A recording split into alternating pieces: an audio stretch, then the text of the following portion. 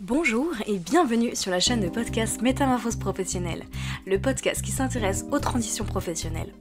Vous y découvrirez des témoignages de personnes venues de tout horizon qui partagent avec vous leur parcours, leurs hauts et leurs bas, la réalité de leur métier et du monde du travail. Nous parlerons également de multipotentialité, de slashing, de rupture de contrat, de formation, d'argent, d'épuisement professionnel, de conciliation vie pro, vie perso et surtout de sens au travail et bien d'autres sujets encore. Je vous invite également à mettre 5 étoiles si vous avez aimé l'épisode et à vous abonner à la chaîne pour ne rien louper des prochains épisodes. Je m'appelle Tiffany Choblet, je suis psychologue du travail et ma mission est d'accompagner les personnes en quête de sens qui souhaitent un changement dans leur vie professionnelle et valoriser leur image en les aidant à déployer leurs ailes et à prendre leur envol.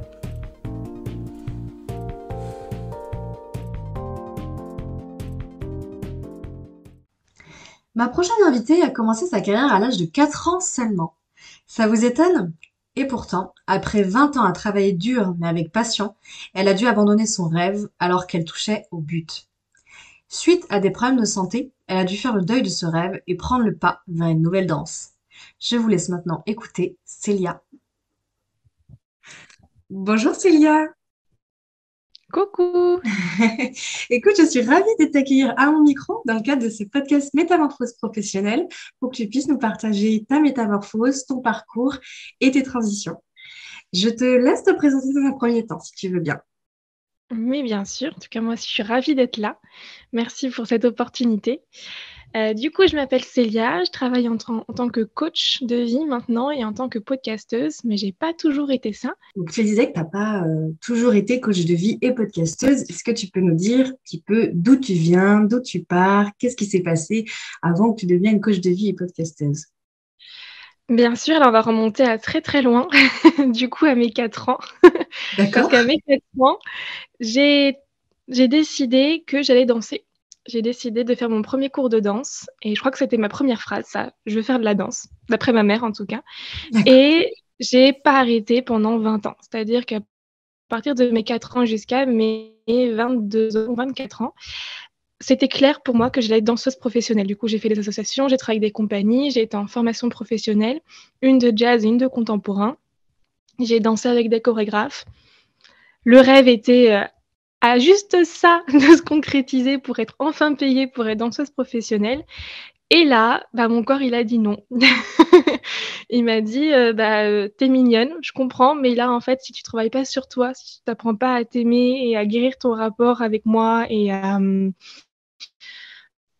en fait, je vais te faire des crises de spasmophilie, je vais te faire crise de tétanie, je vais t'empêcher de respirer pour juste que tu comprennes que là, en fait, cette direction, elle est pas bonne pour toi». Du coup, j'ai décidé de l'écouter et j'ai décidé d'arrêter ma dernière année d'école de danse. J'ai pris la décision 6 mois avant la fin de dire: «OK, je ne sais pas où je vais, je sais pas ce que je vais faire, mais en tout cas, cette voie-là, pour l'instant, elle est bouchée, donc on va essayer d'apprendre à se connaître, on va essayer d'apprendre à s'aimer et on verra plus tard». Alors, j'imagine que ça n'a pas dû être simple puisque c'était ton rêve depuis l'âge de 4 ans. Tu en avais fait ça, tu en avais fait depuis 20 ans. Donc, est-ce que tu as su quel avait été l'élément déclencheur? Puisque a priori, en l'espace de 20 ans, il n'y avait pas eu forcément de difficulté. Et là, d'un coup, arrivé à la fin, qu'est-ce qui s'est passé? Ouais, avec un peu de recul, maintenant, je suis assez capable de voir qu'il y a eu des éléments déclencheurs dans le sens où j'ai eu une expérience familiale un peu compliquée à gérer pendant ma formation avec le divorce de mes parents. Et du coup, j'ai pris des rôles que j'avais pas forcément à prendre. J'ai eu une charge émotionnelle qui est venue encore plus me peser. Et ça a été en fait aussi l'épuisement mental par rapport à ça et par rapport à moi. Parce que je me suis rendu compte, a posteriori, c'est beaucoup plus facile de le déchiffrer que dedans. Mais depuis très jeune, j'avais pris le rôle de la gentille fille, de la fille parfaite, toujours à l'écoute, toujours trop gentille. Celui-là, je l'ai entendu mais des millions de fois. Et le trop gentil à tel point que j'étais en fonction des besoins des autres. Et autant pendant la danse, avant, j'arrivais à faire la part des choses et la danse était mon univers à moi pour être sur scène où je me sentais moi, autant quand je suis entrée en formation où c'était devenu ma vie, avec cette surcharge émotionnelle, en fait, j'ai tout confondu et je suis devenue une danseuse type de ce qu'on voulait que je sois. Mais moi, je ne savais pas. Et le truc, c'est qu'avec l'art, avec la danse, on ne peut pas tricher. On nous demande de travailler sur nos émotions, sur notre vécu. Si on n'y a pas accès, on ne danse plus. Et s'il y a une chose que je ne pouvais pas faire, c'est faire semblant. C'était trop important pour moi pour ne pas ressentir cette émotion, cette sensation. Je ne sais pas si tu as déjà fait de la scène ou quelque chose comme ça, mais il y a un peu cette énergie qui passe, le petit suspense avant d'entrer sur scène et tout ça, et c'est incroyable. Et je ressentais plus ça, et ça, c'était impossible pour moi. Limite, c'était plus facile de prendre la décision en mode, pour la danse, je ne peux pas me permettre de continuer à faire un robot, plutôt que de m'avouer que pour l'instant, être danseuse, ce n'était pas l'option pour moi, quoi. Mais j'avais ce besoin de rester sincère vis-à-vis de la danse, ou si je ressens pas, si je suis pas dedans, je peux pas faire semblant. C'est pas possible. Ouais, bah oui, j'imagine bien. À partir du moment où en plus on est dans une activité artistique et tu vis pleinement, enfin voilà, tu transmets des émotions, donc pour ça il faut déjà que toi-même tu les ressentes. C'est ça.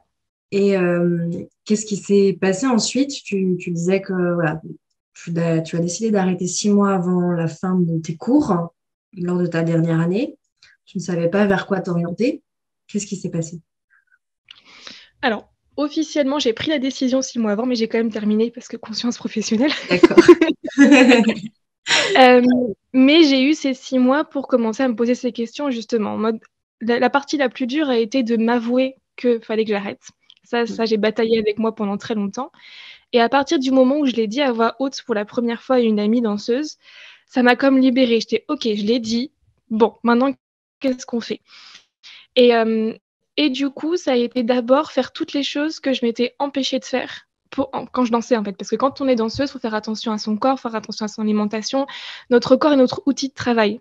Du coup, le ski, les skateboards ou tout ce que tu veux, on évite parce que si tu es blessé, tu peux danser. Du coup, je me suis dit, j'ai vu ça comme d'abord une libération en mode, OK, en fait, toutes les portes sont devant moi. Qu'est-ce que j'ai envie de faire? Du coup, j'ai passé le permis, j'ai travaillé sur des vendanges, je suis partie faire du marché, hôtesse d'accueil. Enfin, j'ai fait plein de choses différentes. Je me Ouais. laissais porter par mes envies et OK, bah, testons de nouvelles choses, quoi. Et après, bien sûr, il y avait quand même ce besoin de faire quelque chose qui avait l'impact pour moi, qui avait l'importance. Et pour moi, la première étape a été de me former en tant que masseuse. D'accord. J'avais besoin de guérir mon rapport avec mon corps. Et en formation, je massais tout le temps. On se masse tout le temps. On a mal, du coup, on se masse. Et j'avais toujours eu des bons retours sur mes massages. Donc, je me suis dit, bon, bah, c'est l'occasion. Je vais me former à l'Institut Cassiopée. C'était un week-end de 3 jours. Ça s'appelle le massage évolutif. Et c'était justement masser en fonction de nos ressentis, de nos sensations. Je me suis dit, bah, c'est parfait. J'y ai plus accès. On va passer par ce biais-là pour reconnecter avec ça. Et ça a été génial parce que j'ai vraiment cette sensation que quand je massais quelqu'un, quand j'enlevais les tensions, bah, j'enlevais un peu mes propres tensions, je reprenais contact avec ma respiration, mes sensations. Et ça m'a tellement plu que j'ai décidé de valider mon diplôme, bien sûr, et d'ouvrir un cabinet. Pendant 1 an, j'ai intégré un cabinet dans le 15e où je proposais mes services de massage. Et ça, c'était vachement cool. Donc là, tu disais que tu avais pris conscience du fait que tu n'avais pas accès à ces émotions. À quel moment tu as eu cette prise de conscience que c'était ce côté émotionnel finalement auquel tu n'avais pas accès et qui était problématique aussi dans ta pratique? Très bonne question. Je crois que je l'ai finalement toujours su parce que là, faire un métier comme ça lié à notre corps, à nos ressentis, c'est qu'on est très axé dessus, donc on est très à l'écoute. J'ai su, c'est drôle parce qu'il y a eu un shift, ma première année et demie de ma 2e formation en contemporain, tout s'est très bien passé, j'ai évolué, les chorégraphes étaient contents, j'étais en mode je suis sur une super lancée, c'est génial, machin. Et puis j'ai eu un voyage au Canada dans une autre école, et je sais pas pourquoi ça a été ça, mais ça a été le début d'un désenchantement, je sais pas pourquoi ça a fait un déclic. Ah si, il y a aussi ça peut-être. C'est qu'entre-temps, je m'étais aussi initiée au Reiki, pratique D'accord. japonaise de soins énergétiques d'une amie de ma maman. Et ça a coïncidé en fait avec ce voyage. Et je pense que ça a été le déclencheur parce que le Reiki, justement, c'est une reconnexion à soi, aux énergies et tout ça. Et ça t'invite à te remettre sur le droit chemin si tu t'es un petit peu mis de côté. Et je pense que ça a été cette combinaison entre ce voyage au Canada dans une autre école et ça, où j'ai commencé à de moins en moins ressentir. Et vraiment, le moment où j'ai pris conscience de ça, ça a été mon spectacle de fin d'année, de deuxième année d'école, du coup, où j'ai rien ressenti tout le long du spectacle. Et ça m'était jamais arrivé d'aller sur scène et de rien ressentir, c'était affreux. J'étais vraiment, mais je comprenais pas pourquoi j'avais plus accès à ce qui me faisait vivre pendant 20 ans, pourquoi là, j'y arrivais pas, quoi. Et ça a continué jusqu'à être plus physique, crise d'angoisse, crise de spasmophilie, de tétanie, machin. Fallait que j'aille marcher, fallait que j'aille faire autre chose jusqu'à ce que j'écrive dans un carnet tout ce que je ressentais. Et quand je le relisais, c'était quand même pas ouf. Niveau émotion, c'était juste de la colère, de l'angoisse, de la peur. C'est comme si j'avais envie de déchirer mon corps pour me le libérer. Il y avait vraiment un truc très corporel et très angoissant. Et c'est à partir du moment où j'ai posé ça, je me suis dit, bon, alors, certes, ça va pas, mais soyons honnêtes, ça va pas parce qu'il y a ça, ça, ça, et on va essayer de prendre la bonne décision pour toi, ce qui est que là, pour l'instant, la danse, en tout cas ton métier de danseuse tel qu'il est maintenant, c'est pas possible. Tu vas pas faire de la chirurgie esthétique, tu vas pas te changer corporellement pour correspondre à un idéal, donc on va stopper ça, on va guérir un peu ce qu'il y a à guérir, et après on verra. D'accord. Et donc, qu'est-ce qui s'est passé? Tu me disais que tu avais ouvert un cabinet de massage. Oui. Est-ce que tu pratiques toujours? Alors, j'ai pratiqué pendant 1 an, avant le Covid. Du coup, je proposais des services de massage et un petit peu de Reiki aussi, parce que j'avais atteint le 3e degré de Reiki à ce moment-là. Et je me disais, quitte à faire du bien, autant mêler un petit peu les deux. Je faisais une sorte de massage énergétique et tout ça, c'était trop bien. Sauf que confinement a fait que fin du cabinet. Parce que les massages à distance, ça fonctionne pas. J'ai essayé, mais ça ne fonctionne pas. Et du coup, je me suis retrouvée pendant ce confinement que j'ai très vécu, parce que j'étais avec ma meilleure amie à l'époque en colocation. Donc, super espace, bulle, cocooning et tout pour bien réfléchir. Et je me suis dit, ok, très bien. Alors, j'ai vécu ça pendant 1 an. J'aime ça. J'aime aider les autres. J'ai toujours aidé, aimer les autres. Et là, je me sentais que d'avoir un impact, même pour un petit moment dans la vie des gens, j'aimais ça. Leur permettre de se relâcher, de se détendre et tout. Le massage a des vertus exceptionnelles pour l'estime de soi, la confiance en soi et tout, donc j'aimais ça. Je me suis dit, le truc, c'est que ça me frustre parce que j'aimerais avoir un impact plus grand. J'aimerais que j'ai un impact sur toute leur vie, ego bonjour, plutôt que juste sur un moment. D'accord. Et c'est là que je me suis dit, ok, qu'est-ce qui me manque finalement dans... On parle beaucoup de ça en danse ou en spiritualité, l'alignement corps-cœur-tête. Ouais. J'avais le corps avec le massage, le cœur avec l'énergétique, il me manquait la tête. Et moi aussi, j'ai besoin de travailler dans ma tête. Du coup, je me suis tournée vers le coaching. J'ai trouvé cette formation à distance qui s'appelait Easy Coach. C'est une formation enseignante, très reconnue pour le coup de veiller sur les avis. Et j'ai décidé de m'inscrire pour le septembre entre 2 confinements. Je me suis dit, ok, c'est parti, on se lance et on verra. Et j'ai adoré. C'était génial de comprendre un peu tout ce qui se passe dans notre mental, comment est-ce que ça influe sur notre corps et donc sur notre vie. Ça a fait tout un éclair en mode « mais c'est ça, c'est trop bien !» Et du coup, pendant cette formation, on se fait coacher, on coach, et ça a été ça pendant 1 an. J'ai eu 2 diplômes, ils proposaient 2 diplômes, celui de coach et de master coach, que j'ai eu, j'étais très contente.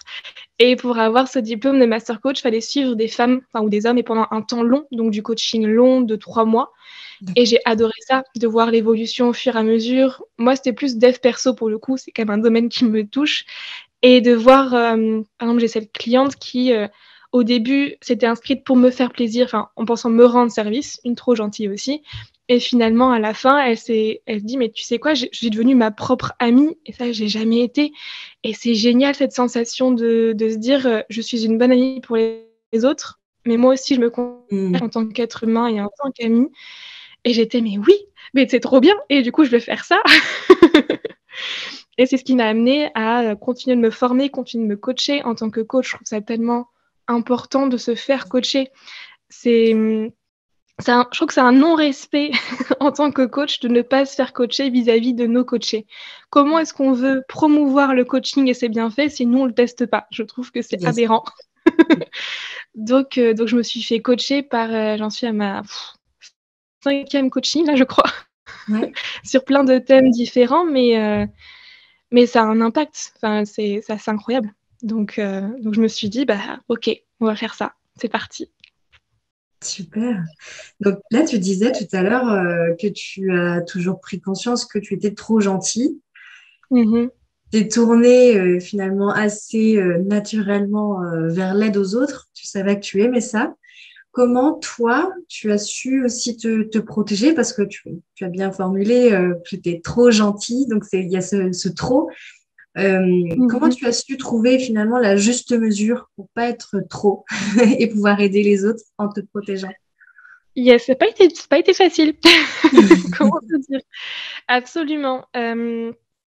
Et bien, en fait, la première étape a été de comprendre pourquoi est-ce que je faisais ça? Quel était le mécanisme que je mettais en place pour, toujours m'oublier par rapport aux autres et qu'est-ce que ça m'apportait finalement? Si on a ce mécanisme-là qui nous nuit, c'est que ça nous apporte quelque chose, même si on a du mal à le comprendre tout de suite, ça nous apporte quelque chose. Et moi, c'est vraiment de ne pas perdre ce rôle-là. Je m'étais définie pendant toute ma vie dans ce rôle de trop gentille, donc de le perpétuer quitte à me nuire, ça me permettait de rester dans une certaine zone de confort finalement.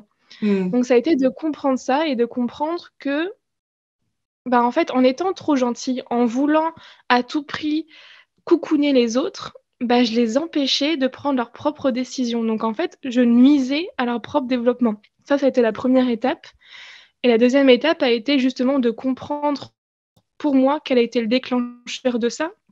Qu'est-ce que ça m'a apporté? Comment est-ce que ça a nui? En fait, ça a été d'apprendre à me connaître, apprendre à comprendre mon histoire et à me rendre compte que ça a été un rôle, mais en fait, je suis autre chose.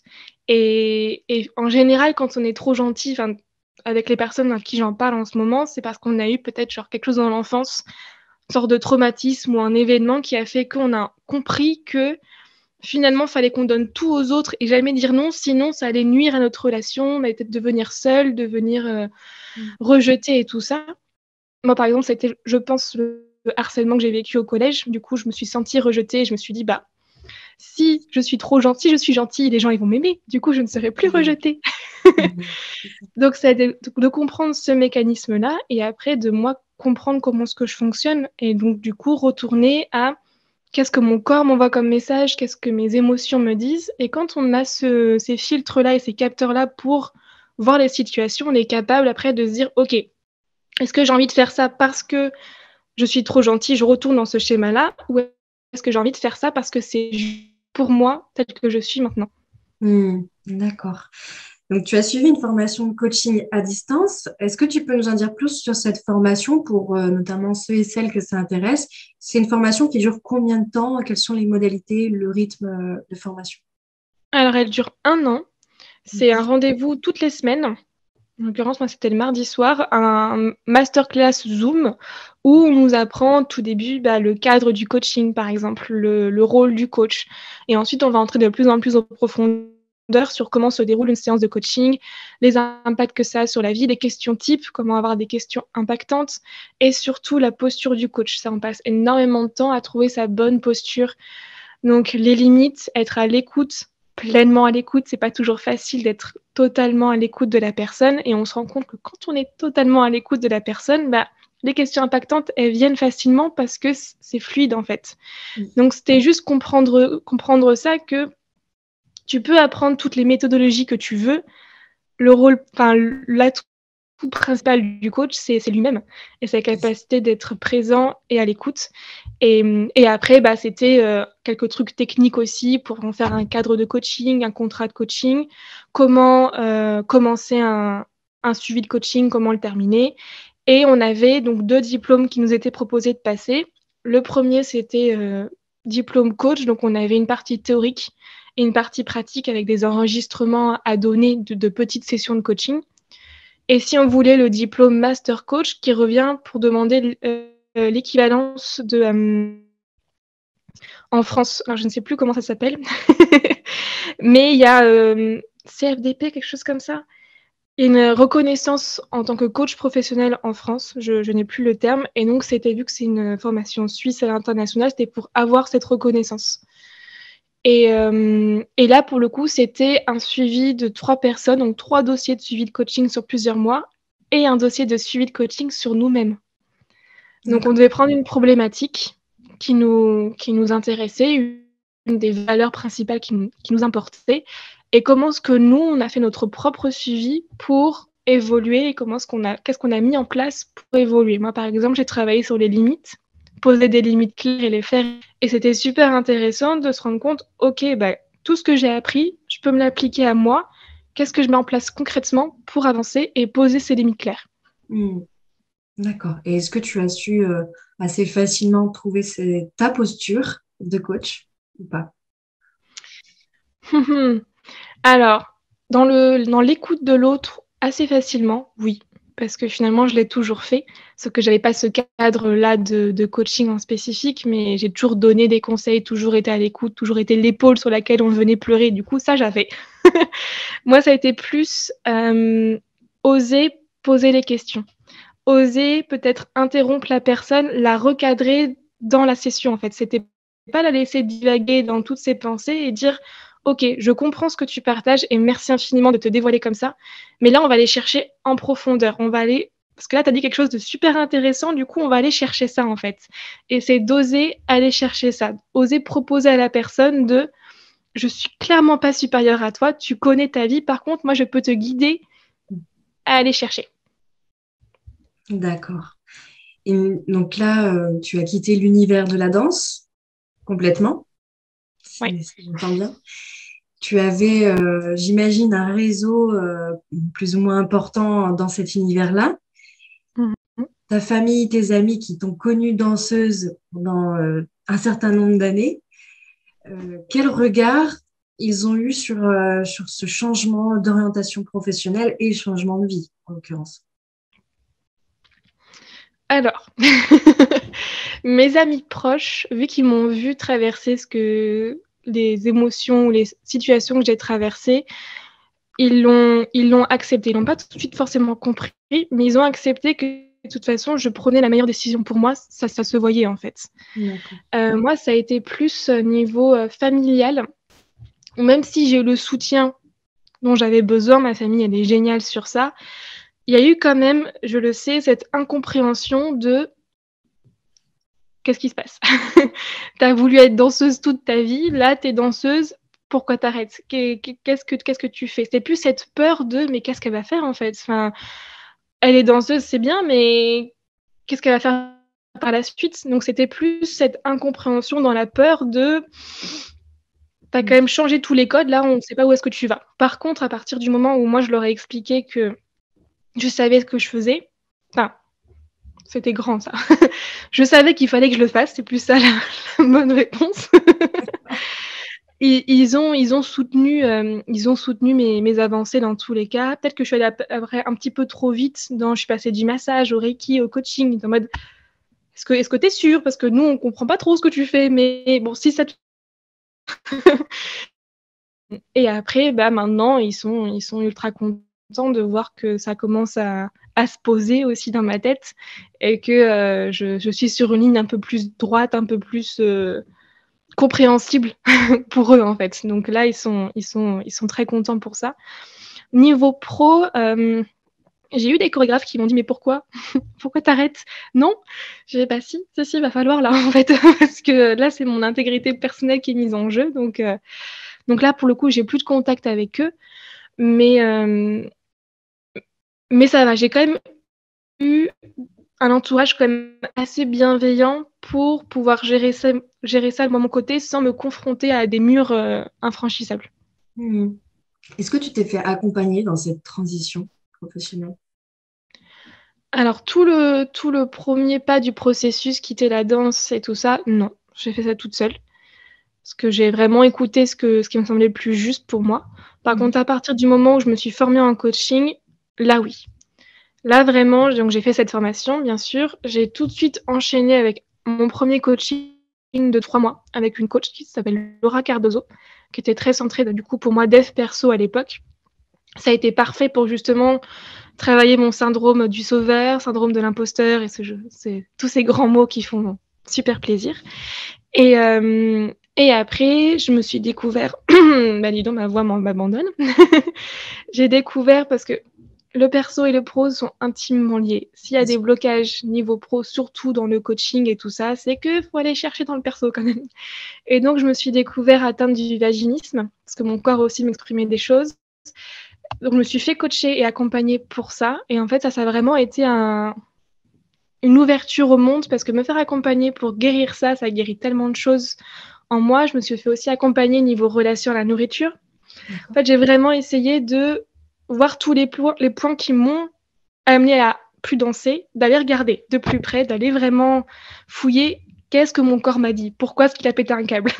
Et donc, me faire accompagner pour ça, trouver la bonne alimentation qui me convient à moi, guérir du vaginisme, ça m'a amené à après me libérer, mais vraiment me sentir entière et complète, quelque chose que je ne pensais pas être. Et à partir de là, ça a été beaucoup plus simple de commencer à m'affirmer en tant que personne, de faire mes choix pour moi, en bienveillance avec les autres, bien sûr, mais pour moi au départ. Et ça m'a amené à créer mon podcast, par exemple, à écrire des poèmes, à commencer à me faire coacher en business pour créer une offre qui me plaît pour accompagner les personnes.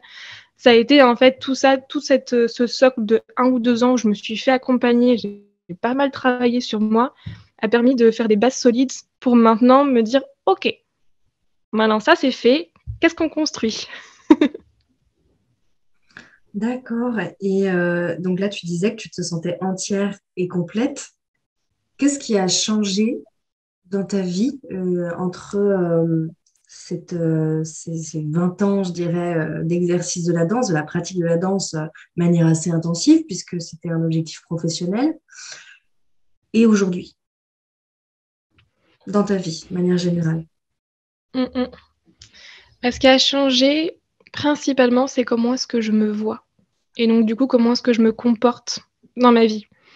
La danse était vraiment, jusqu'à les dernières années, un échappatoire. Était le seul moment de ma vie où je me sentais moi. Je savais pas encore ce que c'était, moi, mais ça me plaisait bien, ce moi-là. Et c'était mon moyen d'expression. Je savais pas m'exprimer autrement. Les mots, c'était pas possible, parce que j'étais très gentille, du coup, je ne parlais pas. Je n'avais pas de sentiment de remontrance. C'est pas possible. Je suis parfaite, trop gentille. C'est pas possible. Je dis toujours oui. Du coup, ça a été là, moi, maintenant, je suis capable aussi sereinement de dire oui que non. Et ça, c'est très libérateur quand même. Et ça a été aussi justement pouvoir poser les mots, pouvoir m'exprimer. Et j'avais pas accès à cette expression-là à l'époque. Enfin, je le faisais à travers le mouvement. Et maintenant, je suis capable de le dire par des mots. Et je suis une amoureuse des mots. Pour moi, les mots sont incroyables. C'est un pouvoir extraordinaire de parler, de transmettre. Et me dire que maintenant, je suis assez assurée et assez moi pour savoir l'exprimer, savoir me remettre en question, savoir aider les gens à se remettre en question. J'ai vraiment l'impression d'avoir trouvé je vais pas dire un but, mais un peu mon chemin, en fait. C'est-à-dire que maintenant, je fais ce qui me plaît, ce qui me sonne juste pour moi. Et je peux aider les autres à faire ce travail-là et à se sentir entier et complet. Ça, s'il y a des trop gentils qui nous écoutent, en général, c'est quelque chose qu'on a envie d'être, entier et complet, de se dire qu'on n'est pas une demi-personne et qu'on doit se compléter avec quelqu'un d'autre. Non, on est déjà super tel que l'on est, pas de souci. C'est juste, faut juste en prendre conscience et apprendre à s'aimer, ça c'est autre chose, mais la vie est tellement plus jolie quand on apprend à s'aimer. Est-ce que tu as rencontré des difficultés particulières, hormis donc là peut-être des problèmes de santé? Quelles ont été pour toi les principales difficultés dans le cadre de cette transition? Ça a été de redéfinir des limites claires, du coup. Je l'ai travaillé pendant mon truc de coaching et ça a été ça, en fait. Ça a été au fur et à mesure que j'apprenais à me connaître, que j'apprenais à me rendre compte que j'avais fait des choses dans ma vie où, à l'époque, je ne voyais pas comment je pouvais faire autrement. Donc, je suis contente de l'avoir fait parce que, de toute façon, c'est la seule solution pour moi, mais qui à présent ne me convenait plus. Et c'était savoir, oser dire, ok, ça me convient plus, ça ne correspond pas à qui je suis. Et ça a été compliqué pour moi à l'admettre. Bien sûr, avec toutes les peurs de oui, mais si je change 1 degré de ce qui se passe, ça se trouve, tout va s'écrouler, forcément. Donc, ça a été me faire confiance et faire confiance aux personnes avec qui j'avais ce besoin de limite à recadrer. On a un rapport assez important pour que ça ne foute pas tout en l'air, juste qu'on recadre les choses. Et ça a pris du temps, mais maintenant, je suis assez contente de me dire que je suis capable de recadrer. Genre, j'ai eu 2 disputes dans ma vie. Je m'étais jamais disputée avec personne. Ce moment, ça a été des disputes. J'ai été en colère, première fois de ma vie. C'est éprouvant d'être en colère. On se rend pas compte, hein, mais c'est éprouvant. Bah, ça m'a fatiguée. Et donc, ça a été d'accepter ça, accepter que là, j'étais en colère parce que je me respectais. Donc, ça a été la première étape. Et après, de dire, OK, maintenant, comment est-ce qu'on processe ça? Comment est-ce qu'on accueille cette colère et comment est-ce qu'on agit pour le meilleur de cette relation, autant pour l'autre que pour moi. Et une fois fait ça, ça m'a vraiment libérée de surmonter ça, surmonter cette peur du conflit, cette peur de la colère et de l'accueillir et de se dire, OK, on n'est pas mort. Et là, c'est vachement libérateur. Donc là, tu as installé en tant que coach de vie. Mhm. Depuis combien de temps tu as installé? Et où? Alors, du coup, je le fais principalement sur Zoom, en ligne. Je suis quelqu'un qui est en quête et pas forcément en quête parce que je suis déjà libre, mais pour qui la liberté est très importante, la liberté de mouvement. J'ai une envie de voyage, de découverte qui s'exprime beaucoup, du coup, vraiment en ligne. Et en fait, je me fais accompagner dessus pour justement l'établir. Donc moi, mon principal réseau sur lequel je m'exprime, c'est Instagram, pour le coup. Pareil, j'ai beaucoup travaillé pour enlever toutes mes visions néfastes d'Instagram. C'était un gros processus. Moi, j'aime bien les contacts vrais, humains. Du coup, les réseaux sociaux, au début, c'était un peu le diable incarné. Mais bon, j'ai compris que on pouvait, en créant des comptes bienveillants, ouverts, où la communication et le partage sont les mots-clés, qu'on pouvait aider à créer un nouveau réseau social beaucoup plus juste et beaucoup plus authentique. Du coup, je suis fière de contribuer à ça. Et je suis en train de créer mon offre de coaching, d'accompagnement pour aider justement les trop gentils, les anciens moi, à s'affirmer, à s'aimer et à se sentir entiers, en fait, en paix avec eux-mêmes. Et du coup, j'ai déjà pas mal d'idées. Je suis en train de vraiment, ce serait vraiment un processus du parcours que moi j'ai vécu, que je sais que ça fonctionne parce que du coup je l'ai vécu, d'aller regarder notre rapport au corps, d'aller regarder notre rapport aux émotions, essayer de les comprendre, les accueillir. On n'a pas tous conscience de combien d'émotions on ressent dans une journée, par exemple, et où est-ce qu'elles s'expriment dans notre corps. Donc avoir accès à ce vocabulaire-là, c'est génial pour comprendre ce qui se passe, parce qu'en général, on ne sait pas ce qui se passe. On sait qu'on va pas bien, mais on ne sait pas ce qui se passe. Aller voir le mental, aller chercher un peu toutes ces petites blessures qu'on a mis sous le tapis pour avancer. Et là, se dire, OK, si elles sont là, si elles ont persisté, c'est qu'il y a une raison. Donc, en fait, mon but, c'est de rendre les personnes autonomes dans leur bien-être. Et j'ai hâte d'en parler. Je commence un petit peu à en parler, à faire des recherches et tout, mais pour l'instant, j'adore ce projet. Ok, génial. Bah écoute, c'est tout ce que je te souhaite, Merci beaucoup. d'aboutir dans tes projets. Est-ce que tu aurais un ou plusieurs conseils, j'aime pas forcément la notion de conseil, mais en tout cas un message à faire passer à ceux qui nous écoutent, ceux et celles qui souhaiteraient changer d'orientation professionnelle et peut-être aussi particulièrement dans le coaching de vie? Bah, je dirais que la première chose importante, c'est que si vous ressentez dans votre corps, et pour le coup, le corps s'exprime quand même assez rapidement, que où vous êtes professionnellement, ça ne vous convient pas. C'est pas que vous êtes nul, c'est pas que vous êtes méchant, c'est pas que vous êtes le diable incarné, c'est que ça ne vous convient pas. Et vous avez le droit à mieux, en fait. Vous avez le droit de trouver la chose où vous vous levez le matin et vous dites oh, c'est génial, je vais aller travailler aujourd'hui. C'est possible, ça existe, que ce soit dans une entreprise, dans l'auto-entrepreneuriat, partout, vous avez le droit de vous sentir bien au travail et de vous épanouir dans votre travail. Ça, c'est un droit qu'on a tous et qu'on a tendance à oublier. Et je sais que, par exemple, le CDI, le machin, ça fait peur. de peut-être quitter un CDI pour un autre, de se lancer dans l'inconnu. Mais si vous sentez dans votre corps, dans vos tripes que il faut le faire, on est appelé à ça, on est appelé à ce saut dans le vide, on le sait inconsciemment, même si on ne veut pas l'admettre, on le sait. Si on le sait, c'est qu'il faut y aller. Et il y aura toujours des personnes qui seront là. Vous savez peut-être que vous ne les connaissez pas encore, mais qui seront là pour vous aider à vous accompagner. J'aime bien, c'est dans le film Zorro, du coup, je suis très très film à cause de mon podcast, enfin, grâce à mon podcast, du coup, où je parle des films et du développement personnel. Donc, du coup, c'est ma solution pour regarder beaucoup de films et parler du dev perso. Ouais. Et donc, dans le masque de Zorro, il dit quand l'élève est prêt, le maître s'avance.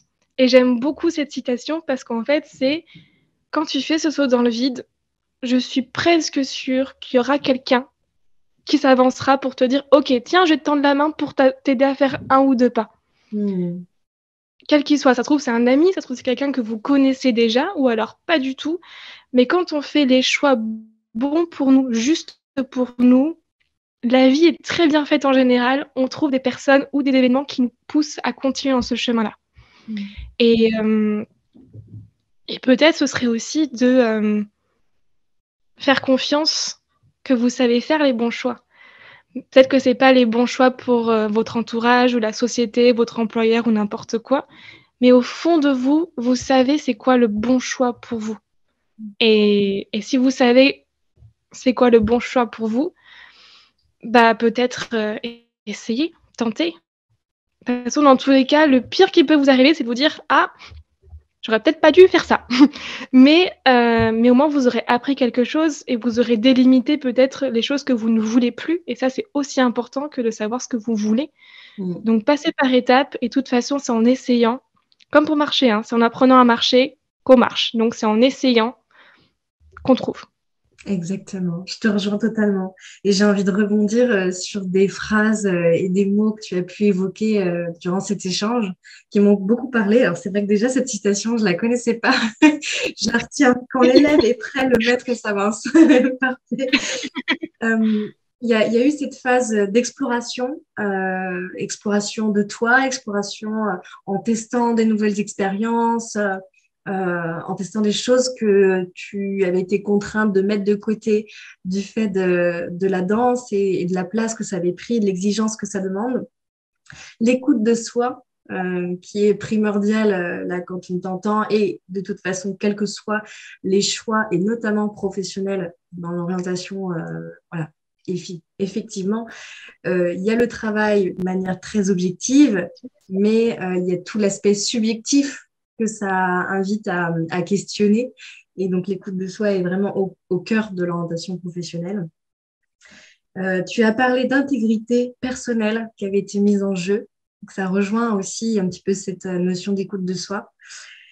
Le fait que tu t'es sentie entière et complète et qu'on n'est pas une demi-personne, ça m'a beaucoup parlé et je pense que ça parlera aussi à beaucoup de personnes qui vont pouvoir écouter cet épisode. Et je fais ce qui me semble juste. Voilà. Il y en aurait d'autres, il y en aurait vraiment plein d'autres, mais ouais, c'est ce que j'ai retenu. Je te remercie beaucoup, en tout cas, Célia, pour ton partage. Et puis, j'invite du coup les auditeurs à venir vers toi si toutefois voilà, ils ont des questions, des questionnements de vie, personnel et professionnel. Donc voilà, accessible partout en France. Ça, peut-être ailleurs. Bientôt. Merci beaucoup, Célia. Merci à toi pour cet échange, pour ce partage. Et à bientôt peut-être pour un nouvel échange. Je te souhaite une belle journée, une bonne continuation dans tes projets. À toi aussi. Merci. Je vous remercie grandement pour votre écoute de cette nouvelle métamorphose professionnelle et je vous invite tout de suite à vous abonner pour suivre les prochains épisodes, ainsi qu'à commenter, réagir et ajouter 5 étoiles si vous avez apprécié le podcast. Si vous aussi vous souhaitez partager votre expérience de métamorphose lors d'un épisode, je vous invite à me contacter à l'adresse soitoa.psydutravail@gmail.com. Si vous vous questionnez sur le sens de votre travail ou sur une nouvelle orientation professionnelle et que vous souhaitez être accompagné et bénéficier d'une écoute ainsi que d'une méthodologie pour opérer les changements nécessaires à votre vie, je vous propose de vous présenter gratuitement le parcours Métamorphose à retrouver sur mon site internet www.soistois-psychologue-du-travail.com. En attendant, je vous dis à bientôt pour une nouvelle métamorphose.